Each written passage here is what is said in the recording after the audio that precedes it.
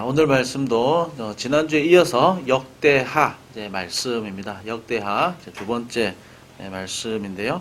역대기를 다시 잠깐 좀 복습해 보도록 하겠습니다. 역대기 말씀에서 역대상의 말씀은 크게 두 가지 질문에 대한 대답이었다, 이렇게 말씀을 드렸었죠. 두 가지 질문 이것이었습니다. 우리는 여전히 하나님의 백성인가? 그리고 두 번째는 하나님은 여전히 우리의 왕이신가? 이 두 가지 질문을 이 당시 역대기 성경을 받는 사람들은 아주 심각하게 질문을 던졌습니다. 자기 정체성의 질문이라고 할 수가 있죠. 왜냐하면 이 역대기 말씀을 받는 사람들은 포로로 끌려가서 다시 귀환한 사람들이었습니다.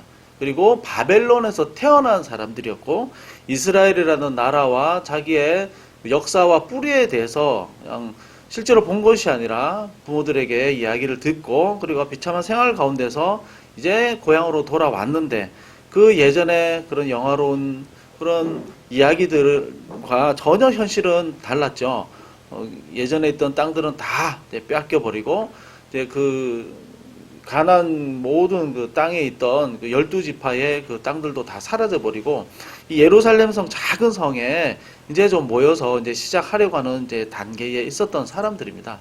그래서 이 사람들에게 너무 심각한 질문은, 우리가 선민이고 선택한 백성인데 왜 우리는 이렇게 비참한 처지에 놓여져야만 하는가? 엄청난 실패감과 좌절 가운데 있던 사람들이었습니다. 그래서 당연히 이들의 정체성에 대한 질문은 아주 심각하고 어려운 질문이었습니다. 그래서 역대상에서는 1장에서 9장까지 족보 톨레도트에 대한 말씀을 주시면서 아주 강력하게, 지금 아담부터 시작된 너희의 이 시작이 하나님의 그 구원의 역사로 어떻게 지금까지 인도되어 왔는가에 대한 그 톨레도트 족보에 대한 말씀으로 정체성에 대한 말씀을 하셨고, 하나님은 여전히 우리의 왕이신가? 라는 질문에 대해서는 과거에 다윗 언약에서 주셨던 그 말씀이 사무엘 하에서는 다윗에게 직접적인 주셨던 말씀이었지만 단어가 조금 바뀌면서 내 집과 내 나라를 세우겠다는 그 말씀으로 여전히 너희들을 내가 통치하고 있다라는 것을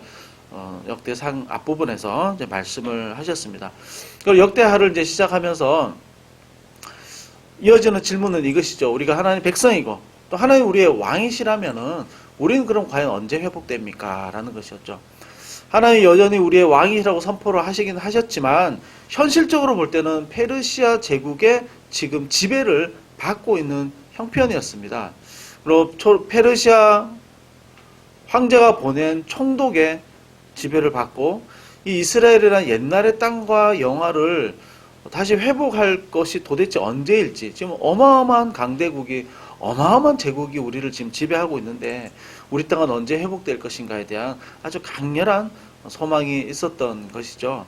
그래서 이 역대하에서는 크게 두 부분에 대한 말씀이었습니다. 1장에서 9장까지는 솔로몬의 이야기, 10장에서 36장 마지막까지는 유다왕 20명에 대한 이야기였는데, 이 솔로몬에 대한 이야기에서 아주 중요한 지점이 무엇이었냐면, 솔로몬이 아주 강력한 왕이었죠. 통치를 정말 화려하게 잘 했습니다.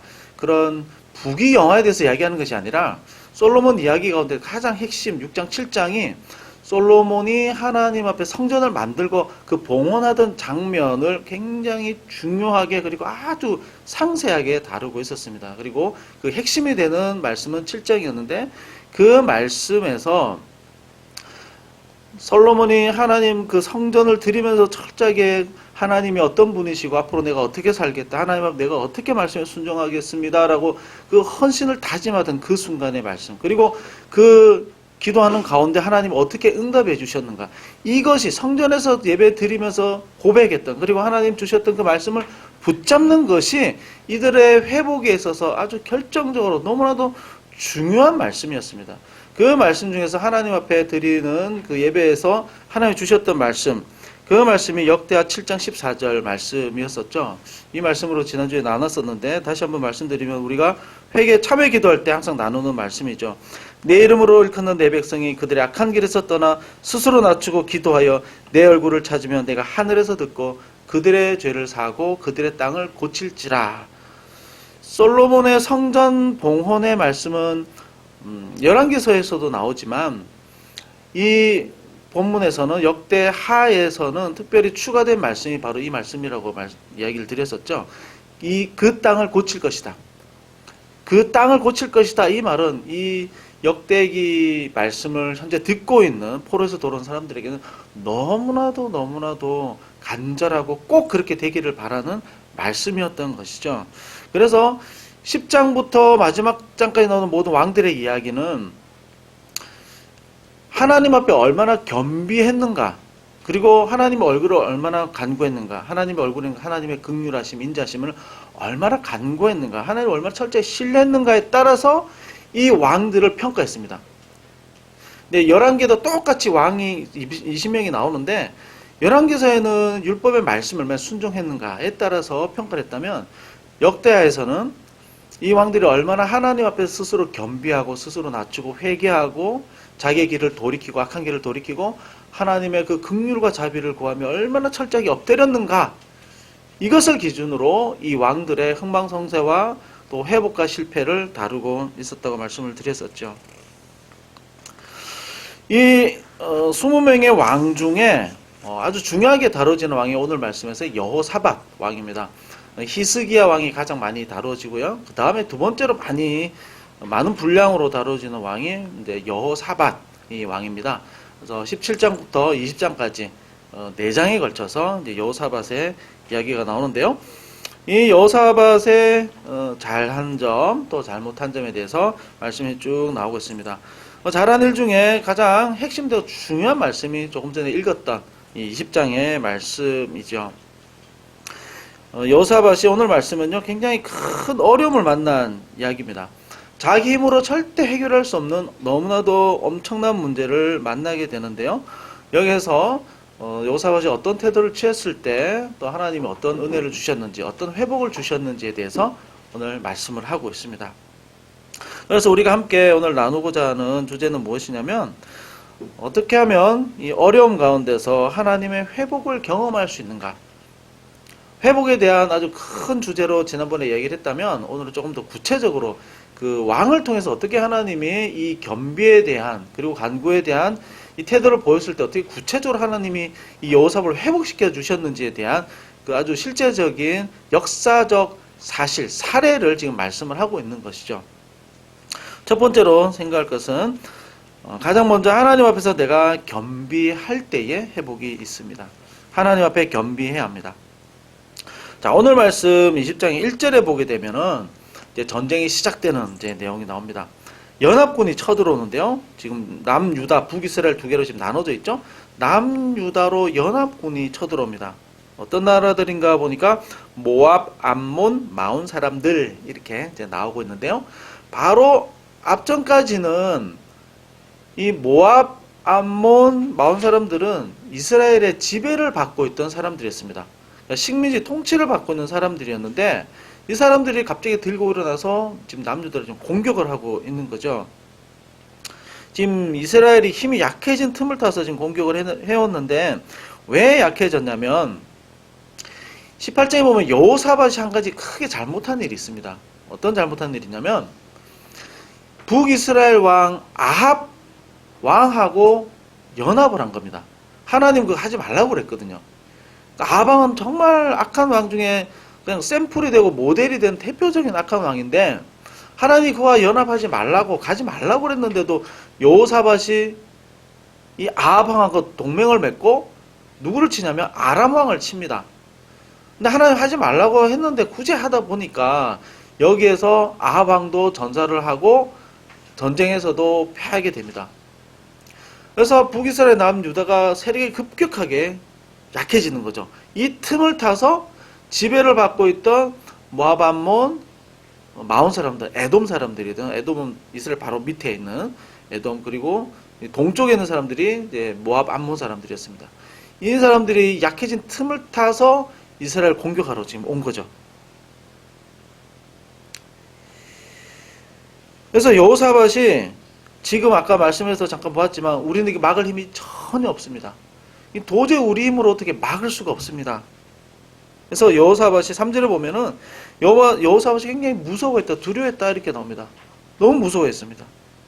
그래서 3절에 뭐라고 하냐면 여호사밧이 두려워하여 여호와께로 낯을 향하여 그 얼굴을 향하여 간구하고 온 유다 백성에게 금식하라 공포하며 유다 사람이 여호와께 도심을 구하려 하여 유다 모든 성읍에서 모여와서 여호와께 간구하더라. 자, 여호사밧의 모습을 보면요. 먼저 여호사밧의 얼굴을 하나님께 향하여 듭니다. 이 얼굴이라고 하는 것은 지난 시간에 봤지만 존재, 자기의 온 마음을 상징하는 거라고 그랬죠. 그래서 얼이라고 하는 것은 이제 혼이라는 것이라고 우리 말에서도 그런 의미가 있던 이제 좀 쭉 설명을 드렸었는데요. 그 얼굴을 하나님께로 향하여 들었다. 온 힘을 다해서 하나님께 간절히 지금 붙잡고 하나님을 바라보는 지금 상황인 거죠.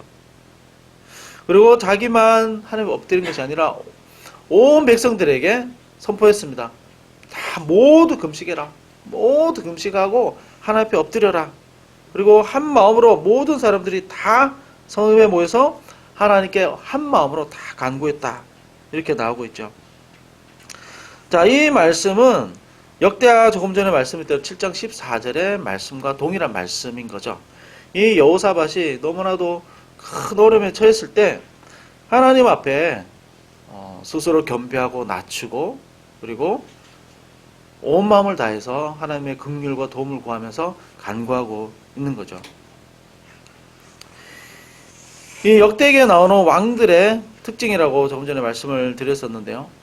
이 어려움을 당하거나 자기 잘못 때문에 당하는 징계와 심판이라고 하더라도 하나님 앞에서 다시 돌이키고 그 악한 길을 떠나고 스스로 낮추고 겸비해서 기도해서 하나님 앞에 엎드릴 때 하나님께서 땅을 고쳐주는 그 역사를 지금 계속해서 보여주시는 겁니다.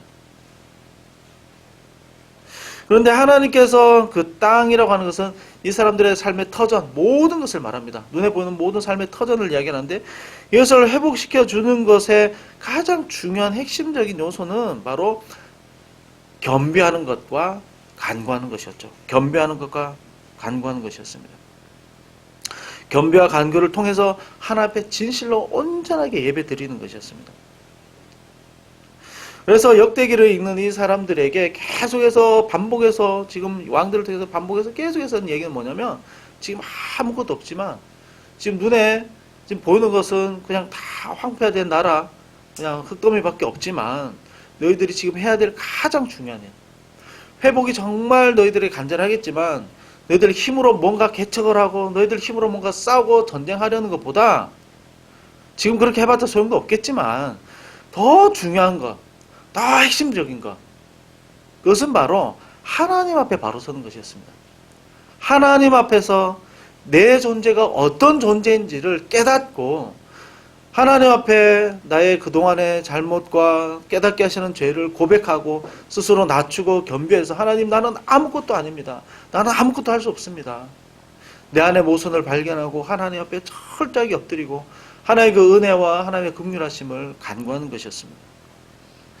솔로몬이 성전에서 드렸던 그 예배에서의 그 모습 하나님 앞에 성전을 처음 봉헌할 때의 그 간절한 마음과 하나님 앞에서의 그 신앙의 고백을 다시 한번 회복할 때 이들에게 진정한 회복의 역사가 있다는 것을 또 다시 한번 지금 말씀하고 있는 것이죠. 이것은 성경에 나오는 이 백성들의 아주 핵심적인 원리였습니다. 가나안에 들어갈 때 처음에 가나안 들어갈 때도 얼마나 그 가나안 지역이 세계 대륙이 연결되는 교통의 요충지이고 얼마나 중요한 지역입니까?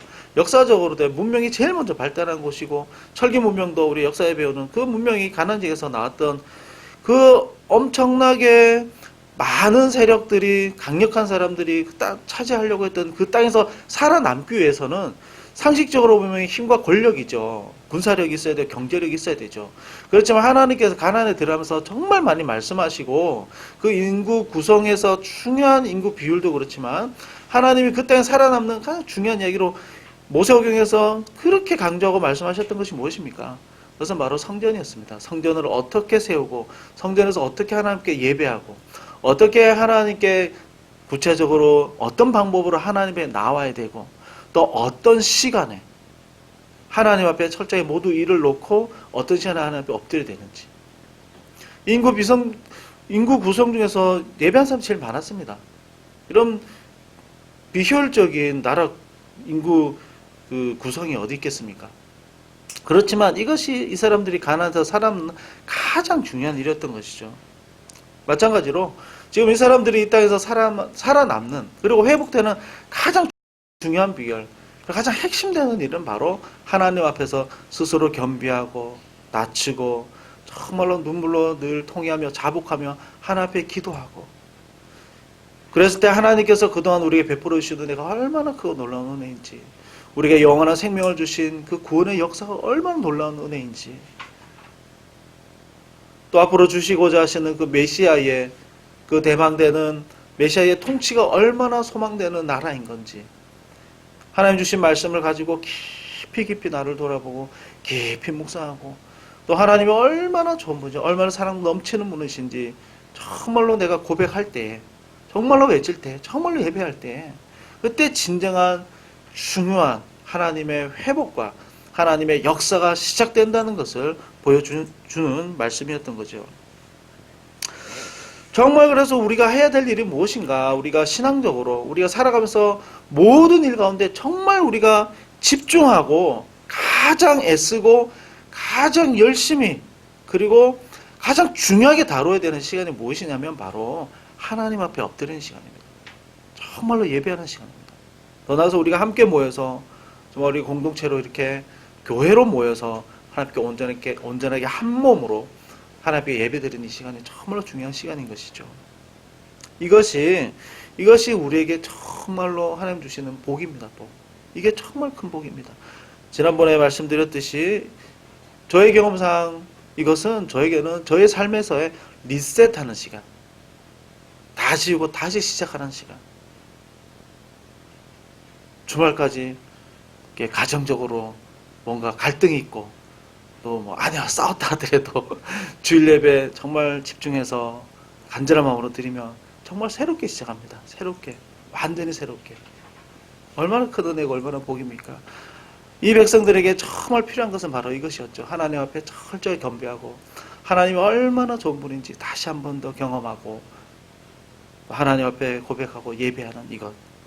이것이 회복에서 가장 중요하고 핵심되는 첫 번째 일이었습니다. 자, 두 번째입니다. 어떻게 회복을 경험할 수 있는가? 하나님을 온전히 높일 때 내 문제는 하나님에게 속한 문제가 되므로 회복이 시작이 됩니다.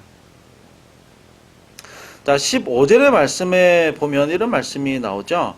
이 큰 무리로 말미암아 두려워하거나 놀라지 말라. 이 전쟁은 너에게 속한 것이 아니요 하나님께 속한 것이니라.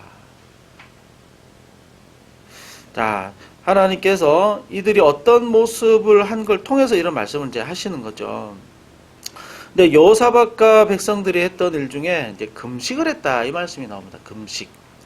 자, 금식은 우리가 참 어렵고 공고한 일이 있을 때 하나님을 정말로 간구할 때 보통 금식을 하죠.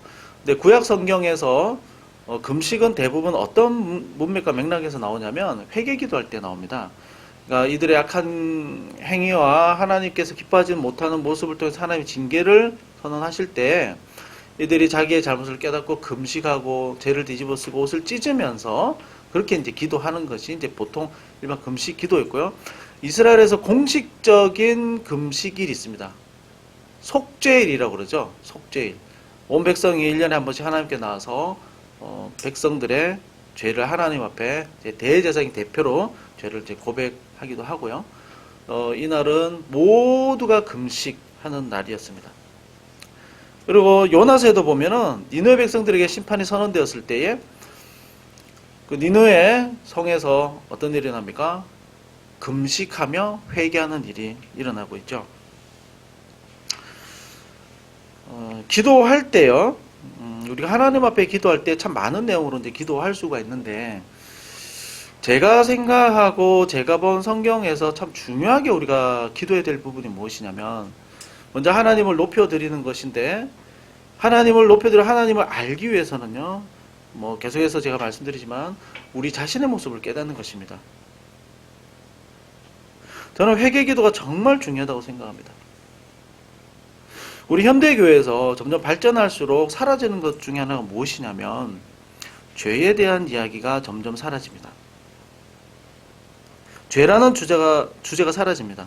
죄인이라고 그러면요, 요즘 많은 경우에 이 말을 되게 싫어합니다. 왜냐하면 나는 별 문제가 없다고 생각하기 때문이죠. 윤리적으로 도덕적으로 나는 문제가 없다. 사회적으로 지탄받을 일이 나는 별로 없다. 이렇게 보통 생각을 합니다. 이 기준으로 죄를 생각을 하는 거죠. 이 기준으로 본다면 내 마음속에 있는 죄나 보이지 않는 죄에 대해서는 전혀 누구도 알 수가 없죠. 이 기준으로 보면 드러나는 거, 아주 구체적으로 드러나는 것 외에는 죄가 전혀 없는 겁니다. 이 기준으로 나는 괜찮다 생각하는 겁니다. 하나님 앞에서 사회적 기준으로 나를 봅니다. 이것을 신앙이라고 생각할 수가 있습니다. 그러나 성경은 결코 이것을 이야기하지 않습니다. 사회 통념이나 사회 법의 기준으로 우리를 향해 죄인이라고 이야기를 하는 것이 아니라 하나님의 완전한 거룩과 완전한 의의 기준으로 우리 자신을 바라볼 때 우리를 죄인이라고 하는 것이죠. 그 기준과 관점 자체가 전혀 다른 겁니다. 이렇게 본다면 그 어느 누구도 죄인인 아닌 사람이 없는 거고요. 아무리 내가 착한 일 많이 했다 하더라도 하나님의 기준에서 볼 때에 우리가 얼마나 정말 죄의 비참 가운데 놓여져 있는지 이것을 알 수가 있습니다.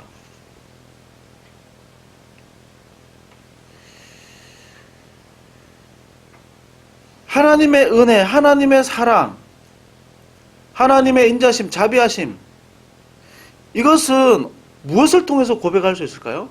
하나님 뭔가 도와주셨다? 사람의 도움과 무슨 차이가 있겠습니까? 하나님의 사랑과 긍휼하심과 인자심을 정말 알기 위해서는 얼마나 이 죄가 우리를 비참하게 만들고 얼마나 하나님의 큰 진노 가운데 놓이게 만드는지, 그리고 이것을 얼마나 파멸에 이르게 만드는지를 깊이 깨달을 때 비로소 하나님을 알 수 있는 겁니다. 우리는 쉽게 하나님 참 좋습니다, 찬양하면서 높이는 거 좋습니다. 그러나 진실로 내가 마음속 깊이 내가 개인적으로 하나님을 정말 아는 것은요, 내 자신의 깊은 지식과 절대 뗄 수가 없습니다. 그래서 우리가 정말 하나님 앞에서 정말 신앙이 깊어지고 정말 겸손해지고 하나님을 진짜 알기 위해서는요, 이 죄의 비참함과 죄의 이 참혹함을 알아야 합니다. 이것이 얼마나 사람을 괴롭히고 파멸에 이르게 만들고 이 죄의 영향력이 얼마나 이 세상에 퍼져서 얼마나 이 세상을 파괴시키는지 이것을 볼 수 있어야 하나님의 구원의 은혜라는 것이 무엇인지, 구속의 사역이라는 것이 얼마나 정말 말로 표현할 수 없는 어마어마한 은혜의 역사인 건지 우리는 비로소 알 수 있는 겁니다. 너무나도 감사한 것은 하나님께서 과거에 저에게 이런 은혜를, 너무 큰 은혜를 주셔서 사역자로 헌신할 수 있게 된 계기가, 저는 이 너무나도 중요한 하나님의 이 깨닫게 하시는, 죄를 깨닫게 하시는 이 은혜를 통해서였습니다. 나중에 한번 자세히 말씀드릴 기회가 있겠지만, 고등학교 이제 올라가면서 어떤 집회를 통해서 하나님께서 정말 큰 은혜를 주셨는데, 밤새도록 회개 기도를 하는데 깨닫게 하시는데 끝이 안 나는 겁니다. 계속해서 영화 한 서너 편을 보는 겁니다. 그때는 제가 부모님에 대해서 정말 반항기도, 이런 반항기가 없을 정도로 정말 부모님을 싫어하고 가정을 너무 싫어했었거든요.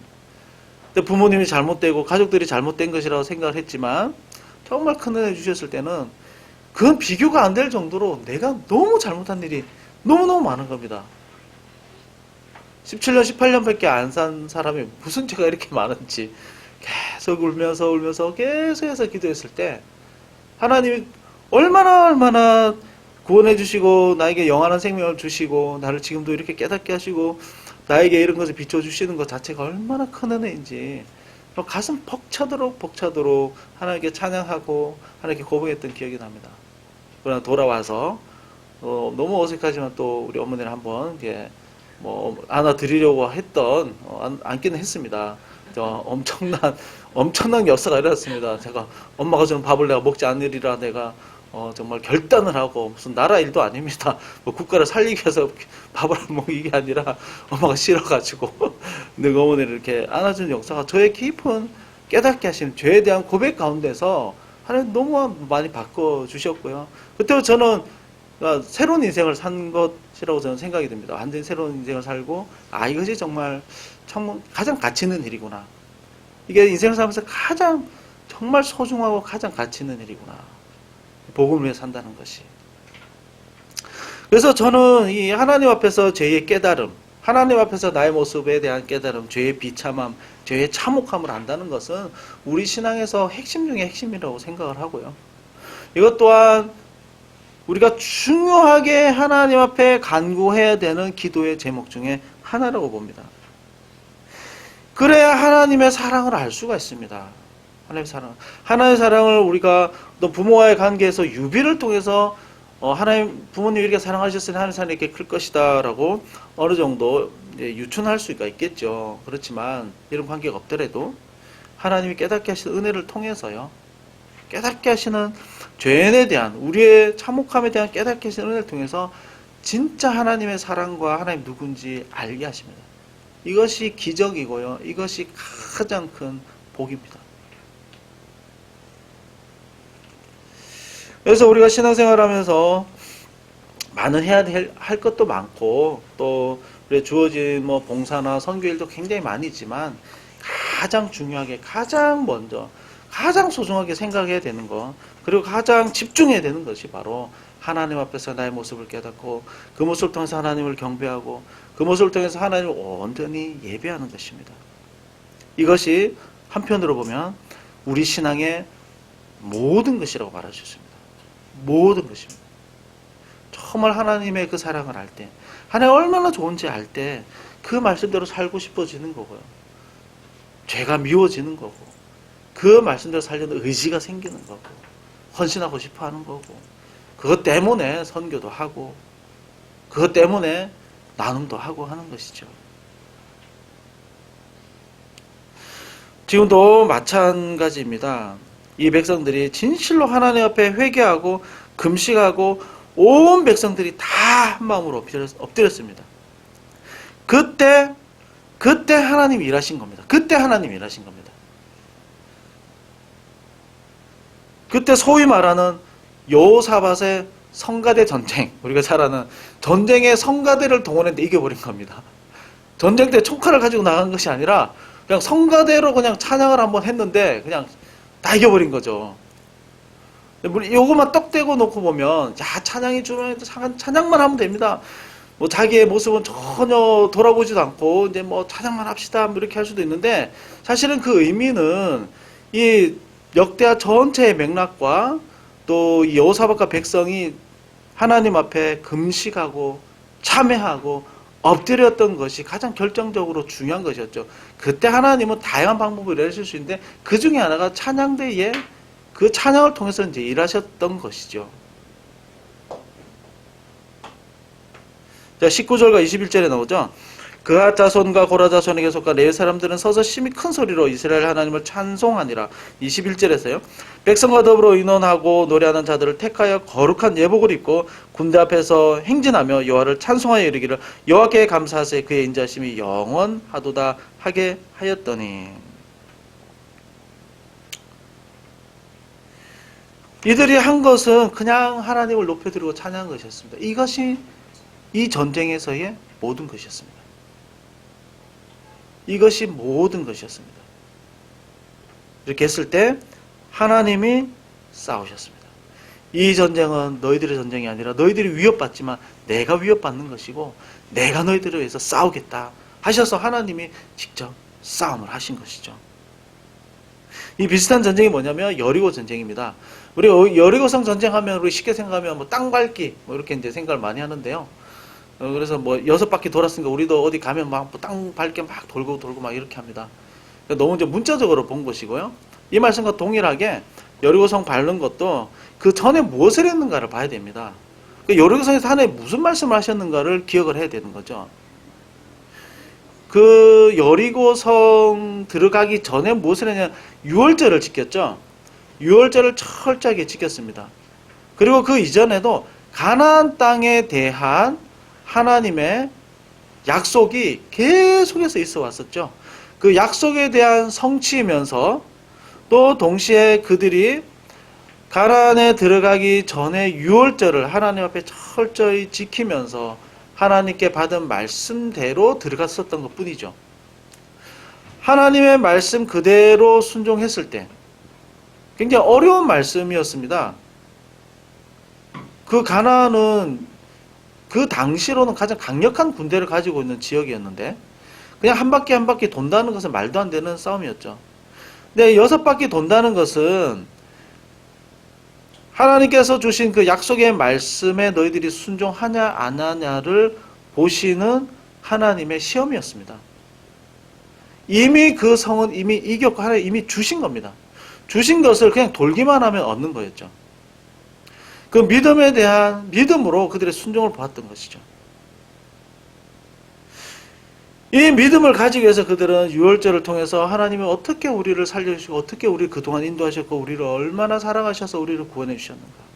여기에 대한 깊은 감사와 깊은 고백이 있었던 겁니다.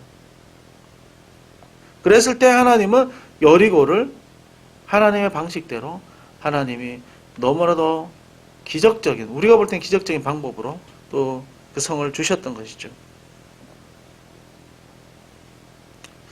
우리가 하나님 앞에서 정말 간구해야 될 것 많고 우리의 문제들도 많이 있습니다. 우리의 어려움과 우리의 고통들도 분명히 있고요. 살아가다 보면 해결해야 될 문제도 너무너무 많이 있습니다. 이런 문제 가운데서 우리가 가장 먼저 해야 될 것이 무엇일까요? 물론 여호사밧 하나님 앞에 나와서 너무 어렵습니다. 우리 지금 힘이 없습니다. 우리의 어려움들을 토로해야죠.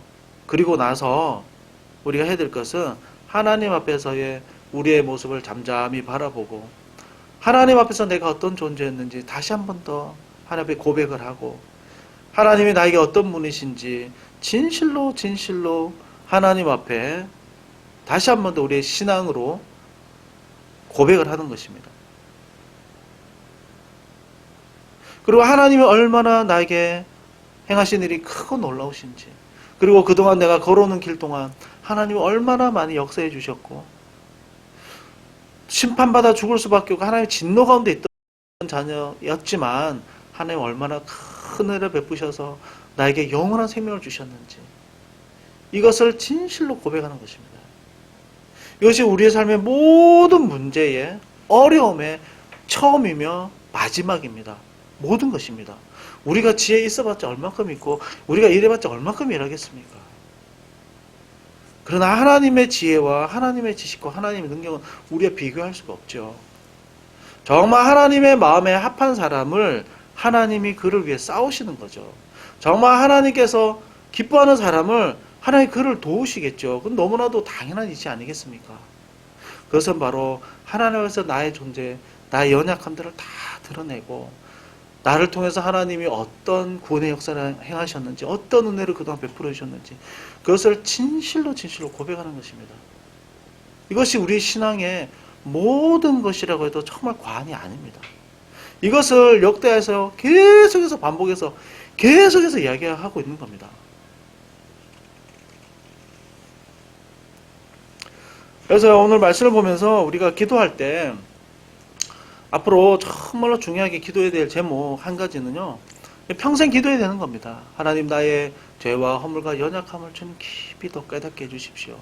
내 죄와 허물과 연약함이 얼마나 크고 비참했는지 거룩하신 예수 그리스도가 그 죽을 수밖에 없었던 그 이유가 내 안에 있었다는 것을 더 정말 알게 해주십시오. 여러분 이것이 정말로 은혜입니다. 이것을 알면 알수록 하나님이 얼마나 크고 놀라운 분인지 알 수가 있습니다.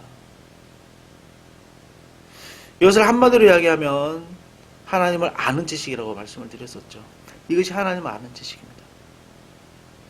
하나님을 진실로 나의 온 존재를 통해서 아는 사람을 통해서 하나님은 일하시고요.